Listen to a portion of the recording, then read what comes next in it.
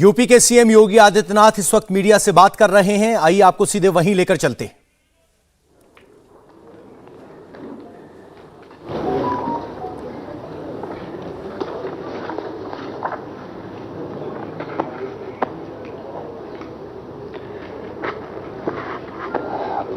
मित्रों, मैं आज आपका इस विशेष प्रेस वार्ता में आपका स्वागत करता हूं।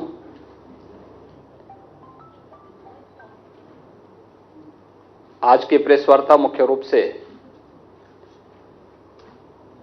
कल देश की संसद में माननीय वित्त मंत्री जी के द्वारा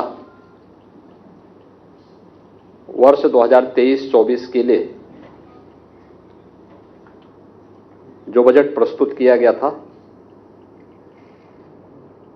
उस बजट से संबंधित ये लोगों को हर रोज जरूरत पड़ने वाली लॉन्ड्री बिजनेस शुरू करके महीने का 3 लाख फायदा बनाते हैं। आपको करना है तो फ्रीडम ऐप को अभी डाउनलोड कीजिए। कुछ हाइलाइट्स जो बजट की विशेषताएं हैं, राज्य की जनता उससे कैसे लाभान्वित होने जा रही है, इन्हीं सब मुद्दों को लेकर के यह विशेष प्रेस वार्ता आज यहां पर मैंने आहूत की है। जैसा कि आप जानते हैं, कल केंद्रीय वित्त मंत्री जी ने अमृतकाल का यह पहला बजट प्रस्तुत किया है। इस देश ने 2022 में अपनी आजादी का अमृत महोत्सव मनाया है और आदरणीय प्रधानमंत्री जी ने देश की आजादी के शताब्दी महोत्सव तक इस 25 वर्ष के कालखंड को अमृत काल के रूप में संबोधित करते हुए अमृत काल की और आजादी के शताब्दी महोत्सव के वर्ष में हम कैसा भारत चाहते हैं, उससे पूरे देशवासियों को जोड़ने का आह्वान किया था। और आजादी के अमृत महोत्सव के मुख्य महोत्सव में आदरणीय प्रधानमंत्री जी ने देश को पंच प्रण से जोड़ने की बात की थी। पंच प्रण में एक प्रण विकसित भारत के निर्माण का भी है और अमृत काल का ये पहला बजट उस विकसित भारत की परिकल्पना को साकार करने वाला एक सर्वस्पर्शी, समावेशी बजट है जो समाज के प्रत्येक तबके को, गांव, गरीब, किसान, नौजवान, महिलाएं, वंचित, वनवासी समुदाय और समाज का वो प्रत्येक तबका, उन सबको इसमें अवसर देने का कार्य किया है। और इन सभी अवसरों को यूनियन बजट में सप्तऋषि के रूप में संबोधित किया गया है। यानी ऐसे भारत ने अपनी पूरी व्यवस्था को मार्गदर्शक के रूप में सप्तऋषियों के रूप में लिया है। वे सप्तऋषि भारत की व्यवस्था के आधार शिल्पी रहे हैं, जिनके मार्गदर्शन में भारत की सनातन परंपराएं पली बढ़ी, आगे वैश्विक मंच पर भारत को विश्व गुरु के रूप में स्थापित किया। ऐसे ही सप्तऋषियों ने भी के ही मार्गदर्शन में सारे कार्य हुए थे और सप्तऋषि के रूप में मार्गदर्शन करने के लिए 7 महत्वपूर्ण मुद्दों को लेकर के, जिसमें इंक्लूसिव डेवलपमेंट यानी एक समावेशी विकास का मॉडल खड़ा करना, रीचिंग द लास्ट माइल यानी अंत्योदय की परिकल्पना, अंतिम पायदान पर खड़े हुए व्यक्ति के लिए भी के लिए शासन की योजनाओं का लाभ देना। आपने देखा होगा कि कोरोना कालखंड में पिछले 3 वर्ष से लगातार 80 करोड़ लोगों को प्रधानमंत्री गरीब कल्याण अन्न योजना का लाभ मिल रहा है और प्रधानमंत्री गरीब कल्याण अन्न योजना का लाभ अगले 1 वर्ष के लिए और बढ़ाने का कार्य हुआ है। 2 लाख करोड़ रुपए सालाना इस पे खर्च होता है।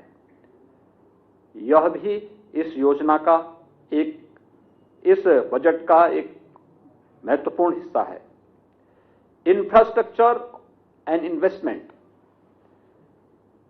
अगर हम 2013-14 की तुलना में भारतीय रेल के बजट को देखें तो इसमें 2,40,000 करोड़ रुपए का प्रावधान किया गया है। 2013-14 की तुलना में 9 गुना अधिक है।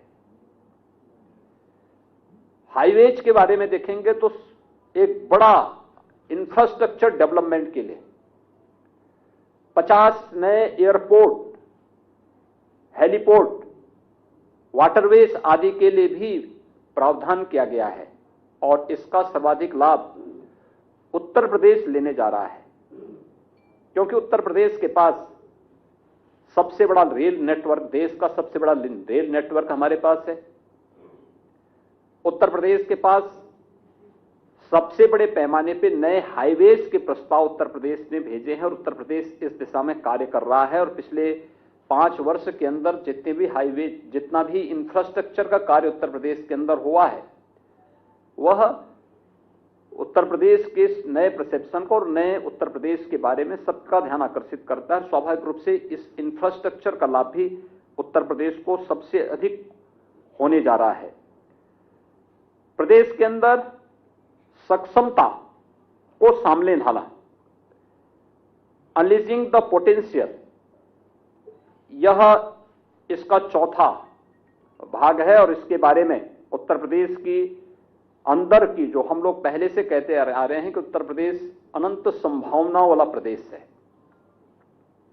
दुनिया के अंदर भारत के बारे में कहा जाता है, पूरी दुनिया आशा भरी निगाहों से भारत की तरफ देख रही है और देश के अंदर, उत्तर प्रदेश के अंदर, उत्तर प्रदेश के लिए संभावनाएं हैं। एक ग्रीन ग्रोथ, यानी कैसे हम हरित विकास की ओर जा सके, कार्बन उत्सर्जन को कम से कम करके हम डेवलपमेंट का एक ऐसा मॉडल दें जो लोगों के सतत और समावेशी विकास के लिए महत्वपूर्ण हो सके। उस प्रकार के मॉडल को, चाहे वो एनर्जी के क्षेत्र में आप देखें, रिन्यूएबल एनर्जी का हो, हाइड्रोजन एनर्जी का हो, या फिर खेती किसानी के क्षेत्र में आप देखेंगे तो विषमुक्त खेती के लिए प्राकृतिक खेती को बढ़ावा देने का कार्यक्रम, या भारत की प्राचीन उस पद्धति को जो आज 2023 का वर्ष मिलेट ईयर के रूप में भी घोषित हुआ है, उस रूप में विकसित करने के लिए उसका भी प्रावधान बजट में किया गया है। यूथ पावर, उत्तर प्रदेश की, देश दुनिया के अंदर अगर सर्वाधिक यूथ भारत के अंदर है तो भारत के अंदर सबसे अधिक यूथ उत्तर प्रदेश के अंदर है। उस युवा के विकास के लिए, उसके कौशल विकास के लिए, उसे आधुनिक तकनीक से जोड़ने के लिए, उसे तकनीकी रूप से सक्षम बनाने के लिए क्या कुछ प्रयास होने हैं इस दिशा में, और वित्तीय समावेशन के क्षेत्र में, फाइनेंशियल सेक्टर में जो कुछ भी अन्य नए प्रयास हुए हैं, उन सभी 5-7 फोकस बिंदुओं को सप्तऋषि के रूप में, मार्गदर्शन के रूप में रख करके यूनियन बजट को कल केंद्रीय वित्त मंत्री जी ने देश की संसद में रखा है। स्वाभाविक रूप से यह यूनियन बजट एक विकसित भारत की उस परिकल्पना को साकार करता है जो आज प्रधानमंत्री मोदी जी के विजन के अनुरूप, जब ये देश अपनी आजादी का शताब्दी महोत्सव मना रहा होगा, तब हर भारतवासी गौरव के साथ कह सकता है कि मैं दुनिया की सबसे बड़ी आर्थिक महाशक्ति के रूप में स्थापित भारत का नागरिक हूं। दुनिया के सामने भारत की जो पहचान थी, उस रूप में वह अपने आप को कह सकता है और इसलिए इस पूरे बजट के अंदर अगर आप देखेंगे तो सबसे महत्वपूर्ण बात है कि अगले 25 वर्ष का विजन इस पूरे बजट में छुपा हुआ है। दूसरा, ईज ऑफ लिविंग को और आसान बनाना, इस दिशा में भी अच्छे प्रयास हुए, उस पर जोर देने का कार्य हुआ है।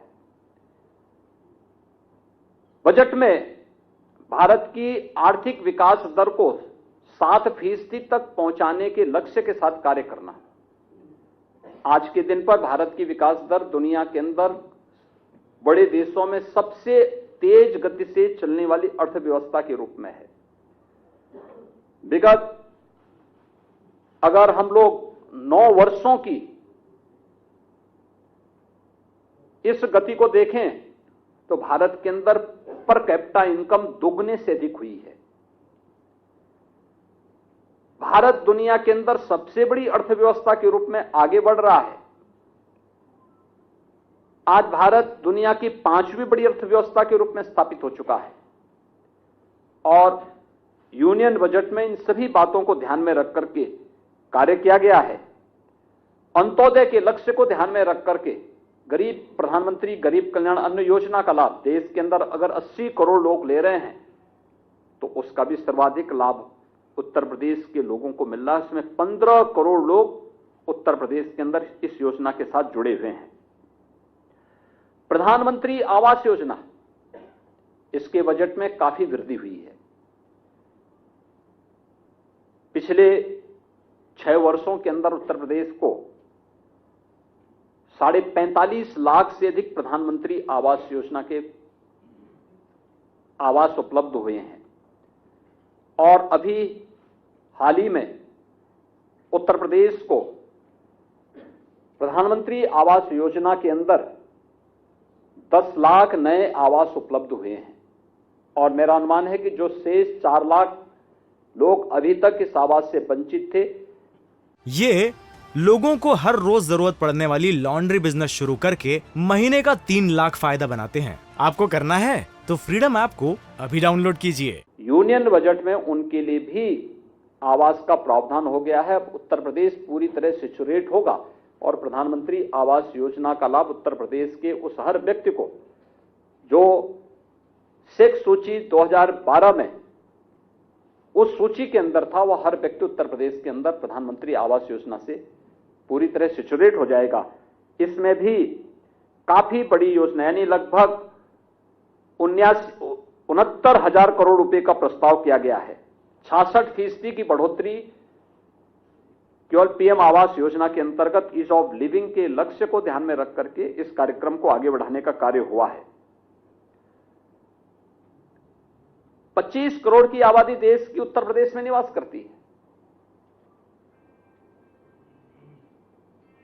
पिछले बजट में 2014-15 का जो पहला बजट प्रस्तुत हुआ था, प्रधानमंत्री जी ने उस समय देश के सामने एक विजन रखा था। इंडिया टीवी हर वक्त हर जगह डाउनलोड करने के लिए सर्च करें India TV news Google play store या ऐप स्टोर पर।